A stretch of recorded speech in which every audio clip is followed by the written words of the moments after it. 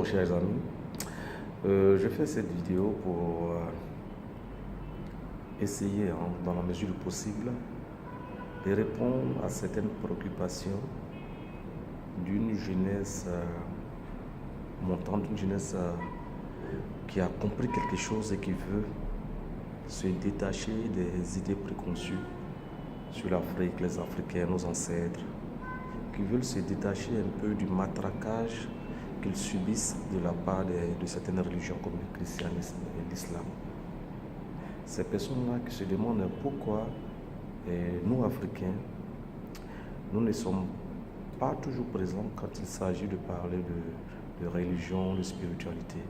Et quand nous parlons de nos spiritualités en général, on parle d'islam ou de christianisme. Malheureusement, ces jeunes-là n'ont pas de ressources disponibles pour comprendre les choses, puisque eux-mêmes, à la base, ils n'ont pas de lien, n'ont plus de lien avec leur village. Les parents qui ne veulent pas les amener aux sources, au village, sous prétexte qu'il y a des sorciers qui risqueraient de leur faire la peau. Et ils n'ont pas aussi d'endroit où aller se cultiver en la matière, où aller lire. La plupart d'entre eux, c'est vrai, on le dit, ils n'aiment pas lire. Mais même s'ils aimaient lire, il n'y a pas de ressources disponibles. Je le dis parce que moi-même, j'ai été confronté à cela. C'est pour cela que j'ai décidé de partager ma petite expérience avec ces jeunes. D'abord, pour cette première vidéo, on va laisser de côté les croyances. On va laisser de côté les croyances pour partir sur la base de connaissances. Parce que la croyance, ce n'est pas quelque chose de vérifiable, c'est pas quelque chose, c'est quelque chose qu'on peut contredire à tout moment. Voilà, ça ne nous fera pas avancer dans un premier temps. Parce que quitter l'islam ou le christianisme, pour aller croire aussi sans réfléchir, pour aller croire bêtement aussi à nos croyances, à nos traditions, ça ne vous fera pas avancer non plus. Parce que le premier gars qui viendra pourra vous contredire. Voilà. Et donc, moi, ce que je propose, c'est simple. Essayons de comprendre quelque chose. Regardons autour de nous, regardons l'environnement. Les Africains, on est les plus grands, je veux dire, chrétiens, musulmans dans le monde entier.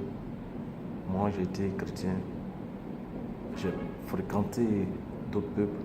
Je n'ai jamais vu un peuple aussi croyant que les Africains, franchement.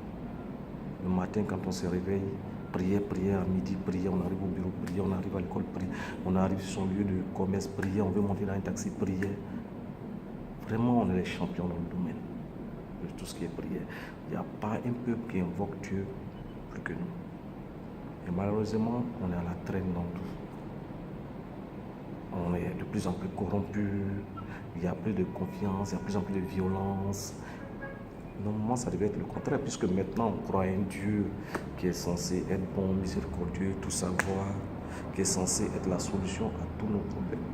Mais pourquoi, je dis, mais pourquoi est-ce qu'on est encore à la traîne?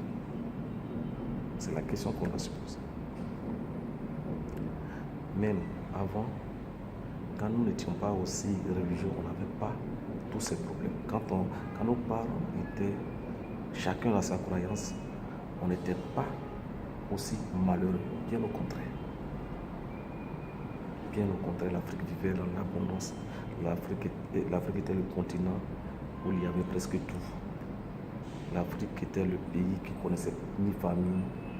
Il y avait peut-être aussi des affrontements comme sur tous les peuples, mais rien de grave comme actuellement, où on a des crises qui durent des dizaines d'années sans qu'on ne puisse trouver des solutions.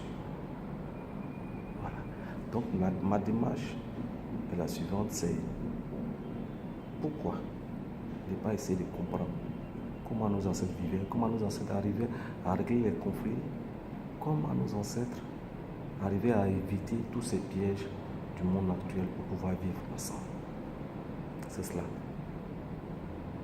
Et moi, j'ai essayé de comprendre. J'ai essayé de comprendre. Je suis allé à la source. J'ai compris quelque chose. C'est que avant, on vivait pour la communauté. On vivait pour la communauté.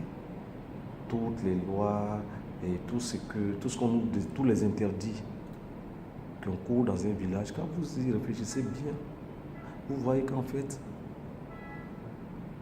c'était une manière de masquer la science, la connaissance, pour que le peuple puisse accepter facilement les prescriptions pour qu'il y ait l'harmonie dans le village ou bien dans la localité. Je prends un exemple. On vous dit, cette rivière est sacrée. Au lieu d'en avoir peur, au lieu de dire que c'est satanique, mais c'est diabolique, essayez de comprendre pourquoi cette rivière est sacrée. Pourquoi est-ce qu'on adore cette rivière? Vous allez voir que cette rivière est une source d'eau. Vous allez voir que dans cette source d'eau-là, c'est cette source d'eau-là qui approvisionne tout le village. Le fait d'abord que cette rivière soit sacrée empêche n'importe qui d'aller faire n'importe quoi là-bas. Parce que si la source est contaminée, vous êtes d'accord avec moi que le village entier va subir, sera exposé à des maladies. Voilà la science qui est derrière la rivière sacrée. Et dans cette rivière sacrée-là, les poissons vont se reproduire là-bas. Personne ne peut pêcher là-bas. Ça fait que quand ils sont encore à levain, ils vivent là-bas. Quand ils grandissent, ils sortent et les villageois peuvent les pêcher. Et ça fait qu'on a toujours du poisson en abondance. Le village ne manque jamais de poisson. Aujourd'hui, vous allez, toutes ces rivières sacrées-là ont été bafouées, ça n'existe plus. Les gens même ont des motopompes où ils vident carrément la source d'eau et puis se permettent de pêcher comme ils veulent. Vous voyez, nos ancêtres étaient intelligents. C'est pareil pour la forêt sacrée. La forêt sacrée, là-bas, on pouvait trouver toutes sortes de remèdes parce qu'il était interdit de couper des arbres. Toutes les essences, toutes les plantes étaient préservées là-bas. Quand on avait besoin d'une plante miraculeuse, une plante qui guérit plein de maladies, on va dans la forêt sacrée parce qu'on sait que là-bas on peut en trouver. Dans la forêt classique où on pouvait cultiver, on peut abattre les arbres comme on veut, couper les plantes comme on veut. Mais là-bas, c'était préservé. Une biche fait mettre bas, elle sait que là-bas on ne tue pas d'animaux. Elle va mettre bas là-bas. Et quand son bébé grandit, elle sort. Voilà comment on arrivait à préserver notre environnement à partir de ces lois-là. Est-ce que ça, ce sont des lois diaboliques? Dire qu'une forêt est sacrée, est-ce que ça veut dire qu'il faut aller tuer des gens là-bas? Moi, je suis rentré dans les forêts sacrées. Je suis allé, je suivis comment les gens adorent. Mais il n'y a rien de diabolique. Personne m'appelle, n'invoque le diable comme ce qu'on vous fait croire. Chers amis, personne ne verse du sang humain, c'est des bêtises. Il n'y a rien de vérifié dans tout ce qu'ils disent. Vous pouvez vérifier. Et comme je vous dis, derrière toutes les croyances africaines, il y a une science. Aujourd'hui, je vais pas être long, je vais m'arrêter là. Et à la prochaine vidéo. Merci.